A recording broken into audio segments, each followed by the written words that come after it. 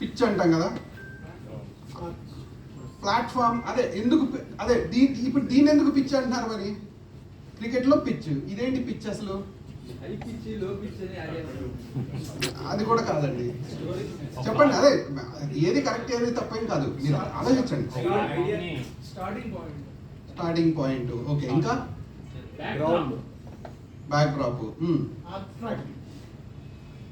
Sir pitch అనేది actually ఒరిజినల్గా British nomenclature నుంచి, అక్కడ ఎటిమాలజీ నుంచి చూస్తే బాగా ఎక్కువ ప్రధానంగా వాడుకలోకి వచ్చింది ఒక టెంట్ పిచ్ చేయడం.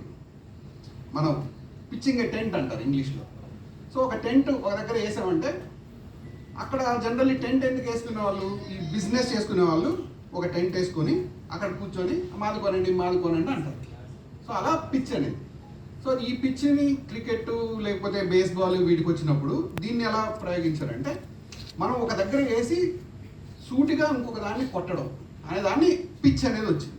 అంటే కాన్సన్ట్రేటెడ్గా ఒక విషయాన్ని బాల్ని కొట్టడం అవ్వచ్చు, లేదా మన దగ్గర ఉన్న కథను కానీ తక్కువ టైంలో చాలా కాన్సన్ట్రేటెడ్గా ఫోకస్డ్గా ఒకరికి వేసి కొట్టడం.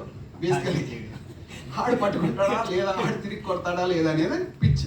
డెక్ అనేది డెక్ ఆఫ్ కార్డ్స్ అంటాము. సో ఇది ఒక విజువల్ మీడియం కాబట్టి దీన్ని ఒక విజువల్గా తయారు చేస్తాం కాబట్టి ఒక 20-30 విజువల్ కార్డ్స్ కలిపి ఈ పిచ్ చేసే డెక్ ఆఫ్ కార్డ్స్ని పిచ్ డెక్ అంటారు.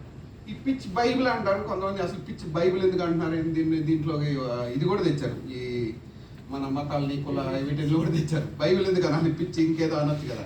బట్ హాలీవుడ్లో ఎప్పటి నుంచో వాడుకలో ఉన్న ఒక ఇది. బైబిల్ అంటే ఏంటంటే బైబిల్లో అంత ఉంటుంది అనేది వాళ్ళ ఇది కాబట్టి, పిచ్ డెక్కి పిచ్ బైబిల్కి డిఫరెన్స్ ఉందండి. పిచ్ డెక్ అంటే మీరు ఇనిషియల్గా ఇది నా ఐడియా అని చెప్పేటప్పుడు మీరు ప్రజెంట్ చేసేది పిచ్ డెక్.